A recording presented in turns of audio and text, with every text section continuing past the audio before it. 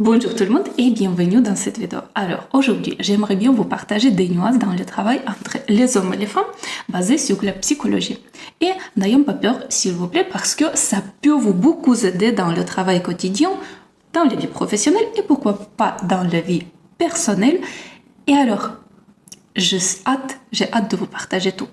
Commençons d'abord par des petites nuances psychologiques et naturelles des femmes et après des hommes. Et ensuite, je vais vous montrer comment ça peut collaborer, soit pas trop collaborer un avec les autres. Et alors, commençons d'abord par les femmes. Quelle chose typique de la psychologie et de la nature féminine, c'est important de savoir pour mieux comprendre comment les femmes agissent et surtout au travail. Alors, commençons d'abord par le début.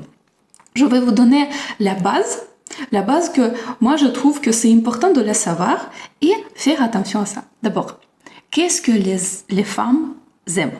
C'est que partager des choses. Parler beaucoup de ses sentiments, ses émotions, ses doutes, des problèmes, parler. Donc, partager avec quelqu'un.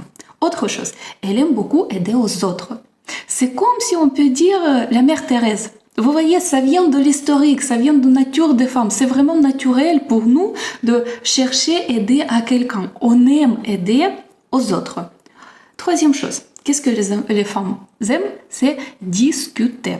Discuter et surtout avoir un interlocuteur actif qui peut la écouter, comprendre, confirmer qu'elle le comprenne et dire tout le temps « Ah oui, par exemple, ah oui, je te comprends, je vois ce que tu veux dire, oui, c'est exactement ça, soit non, c'est pas ça. » Mais interlocuteur actif qui la permet de parler encore plus, de s'exprimer et au final, trouver une solution.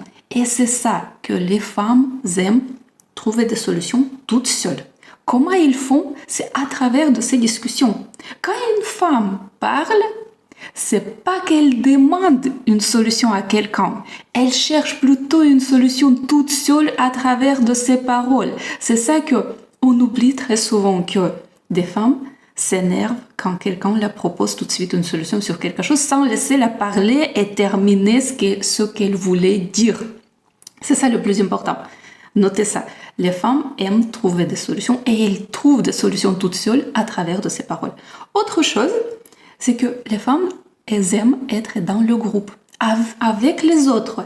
Les femmes aiment moins d'être toutes seules dans son coin, elles préfèrent être dans le groupe.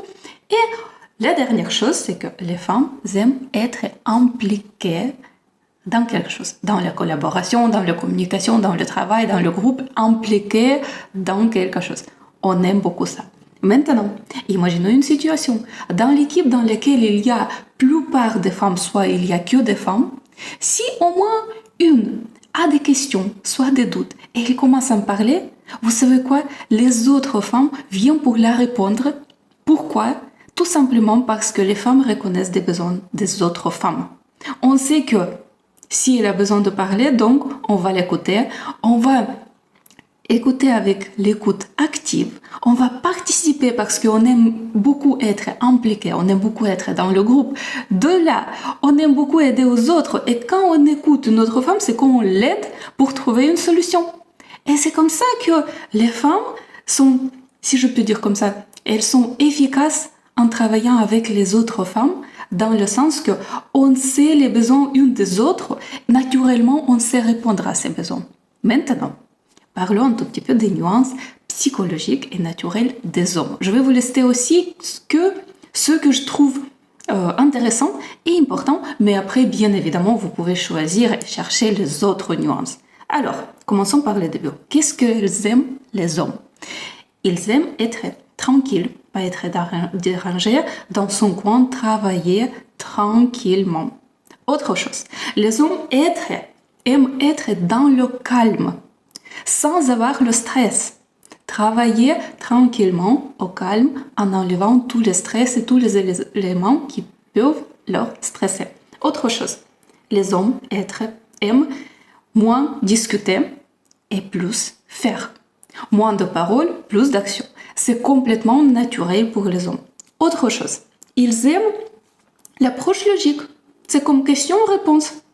Tout doit être plus simple, logique, et c'est ça qui leur donne plus de compréhension. il n'aime pas beaucoup de discuter, il n'aime pas beaucoup d'ajouter de l'eau dans les discussions. Tout plus logique, c'est plus simple, plus clair pour eux et moins de stress. Autre chose, ils n'aiment pas beaucoup de parler, c'est dont je vous avais déjà dit.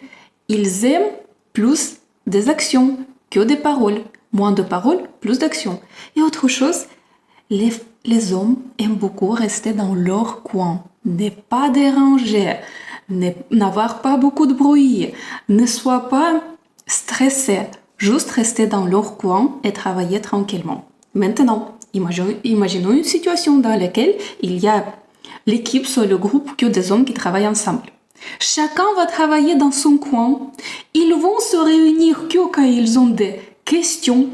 Et pour cette réunion, ils vont poser très rapidement des questions, proposer tout de suite des solutions, tout ça soit logique, clair et compréhensible pour eux. Voilà. Maintenant, si on peut imaginer des groupes dans lesquels il y a moins de femmes et plus de hommes. Alors, comment ça peut se comporter et qu'est-ce que ça va donner? Imaginons ce groupe dans lequel il y a très peu de femmes, peut-être une. Elle va se comporter comme des femmes avec ces nuances dont j'avais déjà parlé. Elle aura besoin de parler pour partager ses émotions, ses doutes, des problématiques, pour ensuite trouver rapidement toute seule une solution, soit avoir le support comme l'écoute active. Elle va, dans ce groupe avec des hommes, essayer de s'exprimer, mais elle risque de ne pas trouver un bon interlocuteur, déjà parce que les hommes ne vont pas reconnaître les besoins des femmes, tout simplement parce qu'ils ne se rendent pas compte. Et il y a possibilité que personne ne viendrait pour l'écouter, pour l'aider, trouver une solution, pour qu'elle trouve une solution toute seule. Soit, si quelqu'un peut venir, alors dans ce cas, les hommes vont proposer tout de suite des solutions, ce qui est complètement naturel pour eux. Mais pas naturel pour les femmes. Et donc, qu'est-ce qu'on aura à la fin? C'est que la femme va être complètement perdue, perturbée, plutôt perdue, parce qu'elle va pas trouver répondre des réponses à ses besoins naturels. Et ça peut ralentir tout le process, tout simplement à cause d'un manque de la compréhension et connaissance dans ces nuances. Maintenant, imaginons une autre situation dans laquelle il y a plus de femmes et moins des hommes. Imaginons qu'il y a un homme, juste comme par exemple. Et du coup, l'homme va chercher quoi? Tranquillité, travailler sans stress dans son coin, un tout petit peu isolé, avec des choses juste qu'il a besoin. Et les femmes peuvent le déranger tout le temps parce que les femmes ont besoin de parler de tout et n'importe quoi. Et du coup, l'homme dans cette situation va se sentir pas très confortable parce qu'il sera tout le temps dérangé et ce dérangement va transformer en lui un stress, ce qui va pas lui permettre de travailler juste, calmement, dans son coin. Vous voyez les difficultés? Et alors, c'est ça ce que je voulais dire, que si on veut construire une collaboration saine, efficace entre les hommes et les femmes, c'est super important de connaître les différentes nuances de notre travail et de nos comportements, les hommes et les femmes, comment on se comporte naturellement. C'est pour ça qu'on a besoin de cette petite graine touche de la psychologie pour mieux comprendre les autres, pour après trouver des solutions et savoir comment on peut collaborer avec les autres sans créer de conflits, avec l'efficacité, avec une bonne compréhension et avec une belle atmosphère autour de nous. Et alors, pour conclure, qu'est-ce que je peux dire? C'est que pour bien collaborer et communiquer dans les groupes où il y a majorité des hommes, soit majorité des femmes, c'est très important de connaître les nuances psychologiques de chacun côté.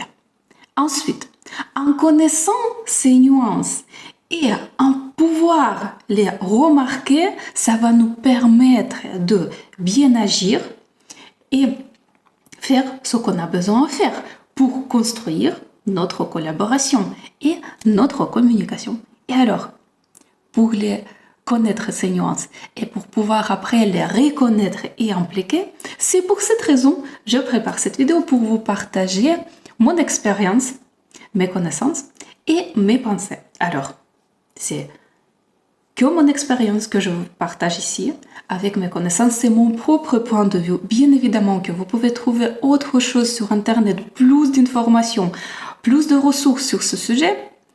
Si vous souhaitez, c'est bien évidemment à vous de le chercher.